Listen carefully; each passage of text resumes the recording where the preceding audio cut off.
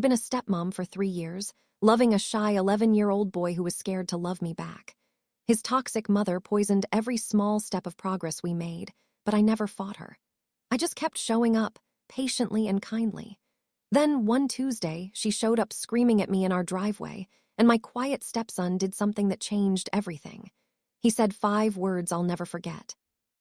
Before we dive in, I'm curious. What was your family like growing up? Drop your answer in the comments below. And if you love stories about blended families, chosen love, and kids finding their courage, subscribe so you won't miss our next one. Now, let me take you back to the day my stepson finally found his voice. I met Scott Green at a community theater production 2 years after his divorce was finalized. I was working backstage on costumes, and he had volunteered to help with set construction. Both of us were just looking for something to fill our evenings. He was kind, funny, and had calloused hands from his work as a contractor. He talked about his 7-year-old son, Kyle, with such unguarded love that I could tell immediately what kind of man he was. We dated for a year before I met Kyle. Scott was cautious and protective, wanting to be sure our relationship was serious before introducing another person into his son's already complicated life. When I finally met Kyle at a children's museum, a neutral location Scott knew he loved, I was struck by how quiet he was. Not the calm quiet of a content child, but the careful, watchful quiet of someone who had learned that speaking up could have consequences. "Hi, Kyle," I said, crouching down to his level. "Your dad tells me you're amazing at building with Legos. I'm terrible at it. Everything I build falls apart. Maybe you could teach me sometime." He looked at his father for permission before nodding slightly. "Okay," he whispered. That was the beginning. I didn't push, didn't try to force a relationship, didn't try to be his mother or replace anyone.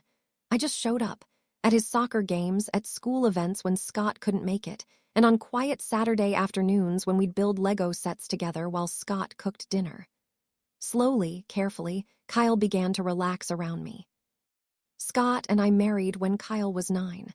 By then, he had started smiling around me, occasionally initiating conversations, even hugging me goodnight without being prompted. It felt like progress. It felt like we were becoming a family. But there was always the shadow of Vanessa. Vanessa Reed, Kyle's mother and Scott's ex-wife, had not taken their divorce well, even though she was the one who filed. According to Scott, their marriage had been troubled for years. Vanessa was volatile, controlling, and had a way of making everything about her own emotions and needs. When Kyle was 5, she told Scott she wasn't happy and wanted out. The divorce that followed was bitter and expensive. The custody arrangement gave Vanessa alternating weekends and Wednesday evening dinners with Kyle. Legally, they shared custody, with Scott as the primary custodial parent. Kyle lived with us most of the time during the school week, while Vanessa had him roughly 6 days a month. And those 6 days were enough to undo weeks of progress. Every time Kyle returned from his mother's house, he was different, withdrawn, anxious. He avoided eye contact with me, gave one-word answers, and retreated to his room. It would take days, sometimes the entire week, for him to relax again, to remember our home was safe, a place where he didn't have to walk on eggshells. Scott said Vanessa seemed content with the custody arrangement until I came into the picture. Suddenly, she wasn't happy about Kyle living with his dad day to day. "What does she say to him?" I asked Scott one night after Kyle came home from a weekend at Vanessa's. He was particularly upset. "He won't talk to me anymore," Scott said, his jaw tightening. "He flinches when I try to hug him. I don't know exactly what she's telling him, but I can guess. Vanessa has never accepted our divorce, never accepted that I moved on, and she definitely hasn't accepted you." That was an understatement. From the moment Vanessa learned Scott was dadding seriously, her hostility was obvious. At custody exchanges, she made pointed comments. "Oh, Lauren's here trying to play mommy again," she'd say with a smile that didn't reach her eyes. Or, "Kyle, honey, you know you don't have to listen to her, right? She's not really family." Or, my personal favorite, "Must be nice, Lauren, getting a ready-made family without doing any of the hard work of actually raising a child." I never responded. Scott handled it firmly but briefly, and then we'd get Kyle into the car and leave. Engaging with Vanessa only gave her what she wanted: conflict, drama, and proof that I was the villain in whatever story she had created. But the comments during exchanges were nothing compared to what I suspected she was saying to Kyle in private. I began noticing patterns. Kyle would come home from Vanessa's house and suddenly refuse his favorite meals, the ones I cooked, not the ones Scott made. He ignore birthday gifts I had carefully chosen, but proudly show off something Vanessa had given him. He'd tense up when I asked about his day. The breaking point came one Wednesday evening after dinner at Vanessa. Kyle came home, went straight to his room, and when Scott checked on him, we could hear him crying through the door. 20 minutes later, Scott came downstairs, his face tight with barely controlled anger. "We need to talk," he said. We sat in the kitchen, his voice low so Kyle wouldn't overhear. "Vanessa told him that you're trying to replace her, that you're manipulating him, and that the only reason I married you was because I needed someone to help raise Kyle since she wasn't around enough. She told him that every time he calls you by your first name, hugs you, or spends time with you, he's betraying his real family." I felt like I'd been punched. She said that to an 11-year-old. She's been saying versions of this for 3 years, apparently. Kyle finally broke down tonight because she told him that if he really loved her, he'd tell me he didn't want to live with us anymore. She wanted him to ask to change the custody arrangement so he could live with her full time. Oh my God, Scott, that's parental alienation. I know. I called my lawyer tonight. We're documenting everything. But documentation and legal processes move slowly. In the meantime, Kyle was caught in the middle, a sweet, sensitive child being systematically taught that loving meant betraying his mother. That night, I made a decision. I would never speak badly about Vanessa in front of Kyle, no matter what she said. I would never force him to choose. I would never compete. I would simply remain consistent, loving, and safe. If Kyle eventually trusted me, it would be because of who I was, not because I tore down his mother. It was the hardest thing I've ever done. Over the next year, Vanessa's behavior escalated.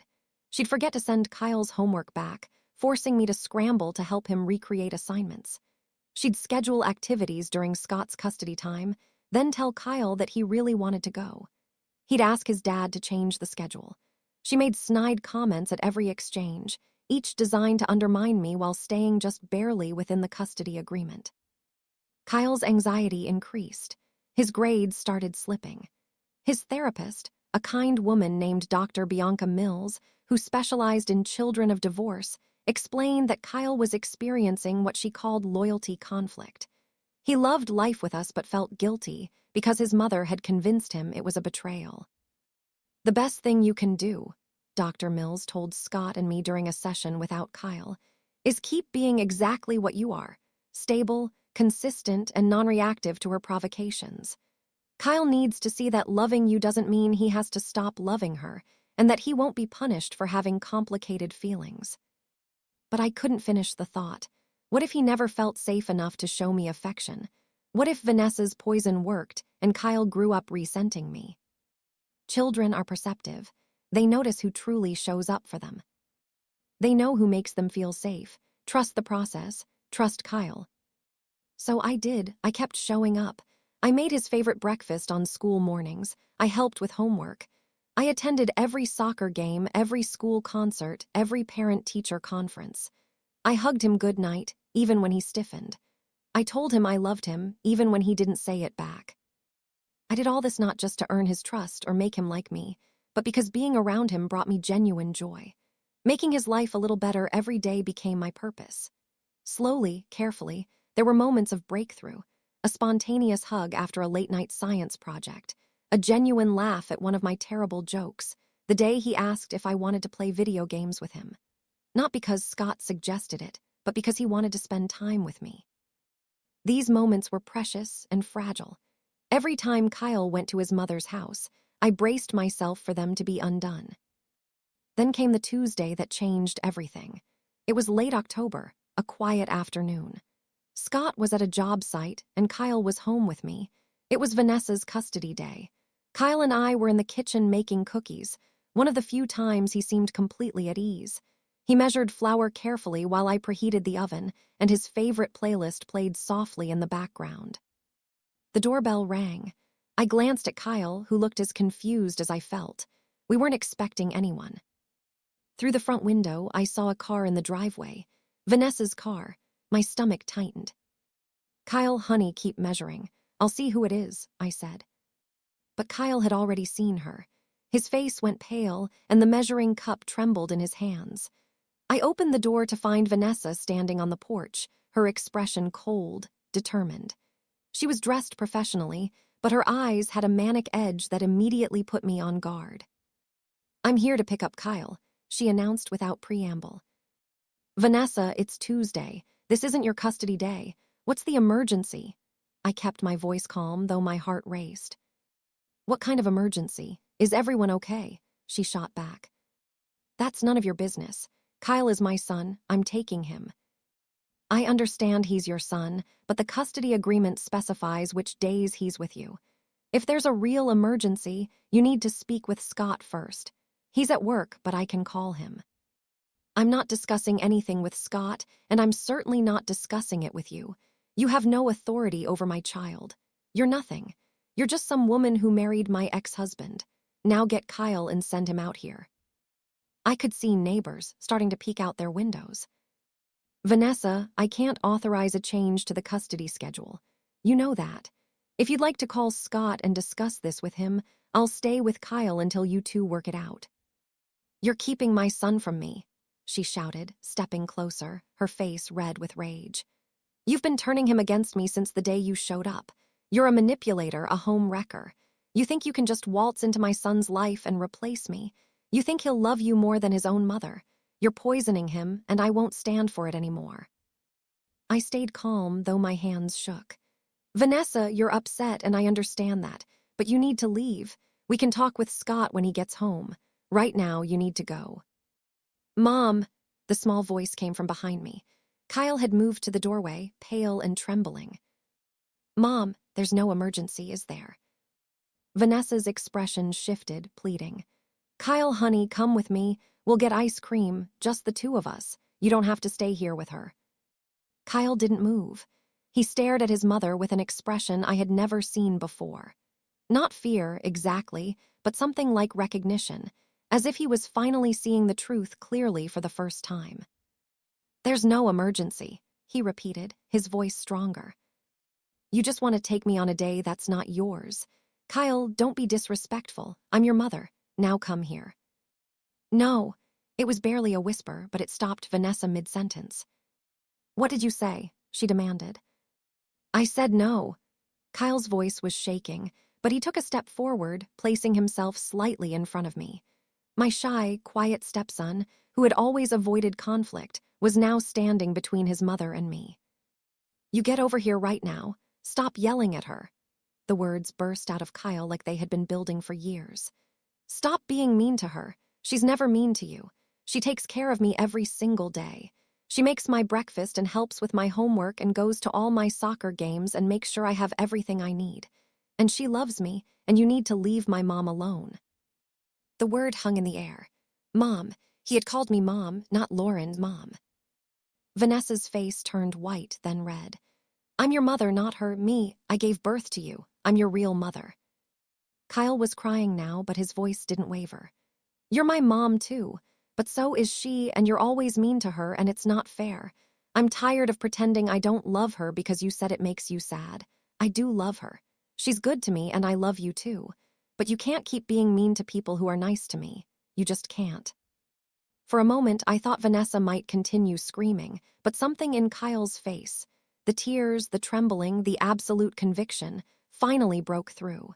She looked at her son, then at me, then back at him. "You're going to regret this," she said quietly, her voice cold. "Both of you." She turned and walked to her car, got in, and drove away, leaving Kyle and me standing on the porch. The moment her car disappeared around the corner, Kyle collapsed. His legs gave out, and he sat hard on the step, sobbing. I pulled him against me, and he clung like a drowning person holding onto a life raft.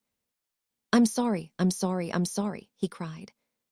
"SHH, sweetheart, You have nothing to be sorry for. Nothing. You stood up for what you believe. That's not hurting anyone. You were so brave.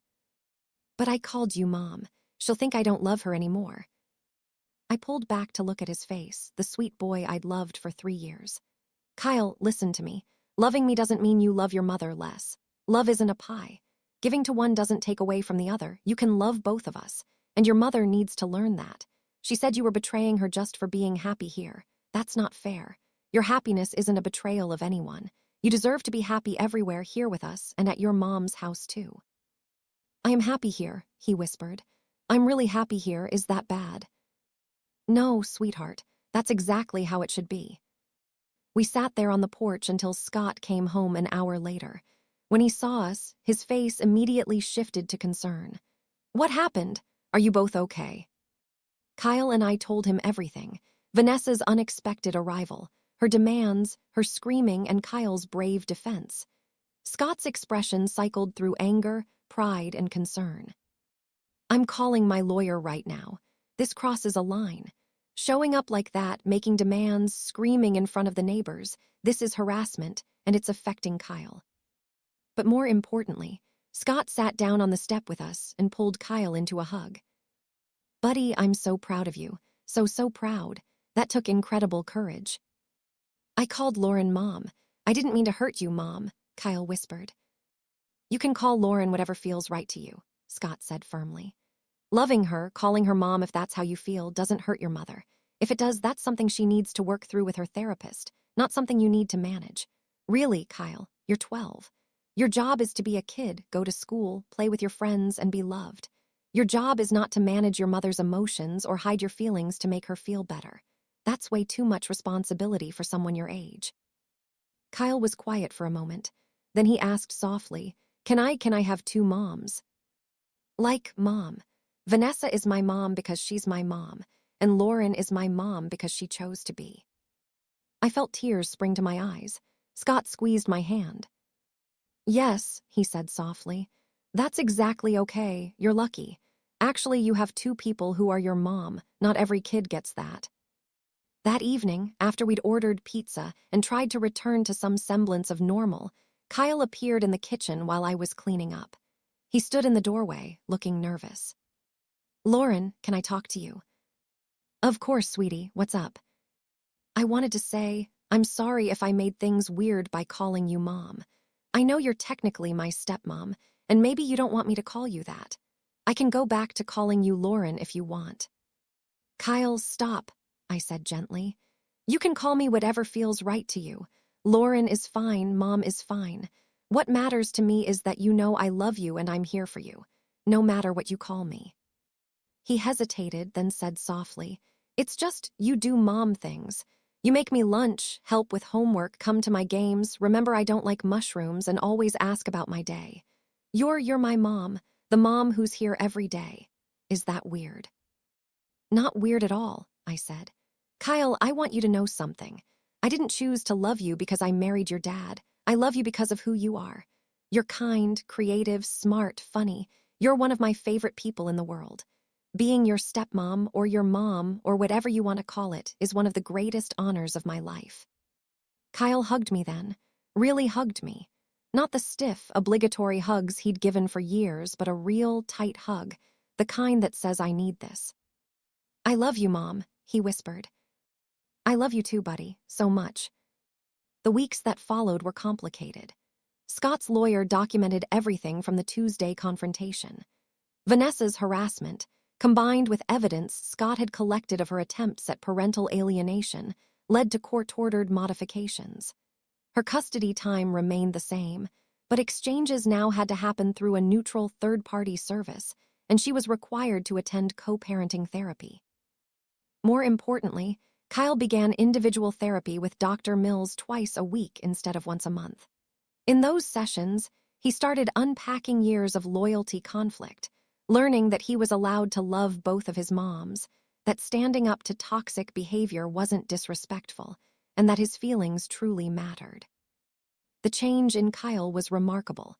As he learned to set boundaries with Vanessa, gently but firmly, telling her when her words hurt him, refusing to act as messenger between us, His anxiety dropped dramatically. He smiled more. He brought friends home. He joined the drama club and discovered a love of theater. And he began calling me Mom regularly, not to hurt Vanessa, but because that's genuinely how he felt. When Vanessa would correct him, saying, "You're my mom, Kyle," he'd calmly respond, "You're both my moms. You're my mom who gave birth to me, and she's my mom who takes care of me every day. I'm allowed to love you both." It wasn't always easy. Vanessa struggled with the boundaries, with sharing the title of mother, with accepting that her son's heart had room for both of us. But slowly, with her therapist's guidance, she began to understand that Kyle loving me didn't mean he loved her any less. 6 months after that confrontation on our porch, Kyle had a school play. He had a small role, still building confidence, but he was excited. Scott and I sat in the third row, and Vanessa sat on the opposite side of the auditorium. When Kyle stepped out for his scene, he scanned the audience, saw all three of us, and his face broke into a huge smile. After the play, during the reception in the cafeteria, Kyle brought both Vanessa and me cookies from the refreshment table. "This one's for you, Mom," he said, handing Vanessa a chocolate chip cookie. "And this one's for you, Mom," he said, handing me a cookie. He used both titles naturally, comfortably, without hesitation or anxiety. Vanessa took her cookie, smiling faintly. "Thank you, honey. You were wonderful in the play." "Thanks. Did you see where I messed up my line? I thought I was going to die, but then I remembered what Mom Lauren said, that mistakes are just part of performing and nobody cares as much as you think they do. So I just kept going." I noticed Vanessa's jaw tighten slightly at the reference to my advice, but she managed a smile. "That was good thinking," she said. "It wasn't perfect, probably never would be, but it was progress." Watching Kyle move freely between his two mothers, comfortable in his love for both of us, I felt something close to peace. That night, as I tucked him into bed, he looked up at me seriously. "Mom, can I tell you something?" "Always," I said. "I'm glad you didn't give up on me. Even when I was mean to you, even when I wouldn't hug you back or ignored you, you just kept being nice to me. That's how I knew you really loved me, because you didn't stop even when I was being bad." "You were never bad, Kyle. You were confused, scared, caught in the middle. That's very different from being bad." "I know that now," he said softly. "Dr. Mills explained it, but I wanted to thank you for waiting for me to figure it out, for being patient, for being my mom even when I wouldn't call you that." I kissed his forehead. "You never have to thank me for loving you. That's not something you earn, it's just always there. Okay." "Okay, I love you, Mom." "I love you too, buddy, so much." As I turned off the light and closed his door, I thought back to that terrible Tuesday afternoon.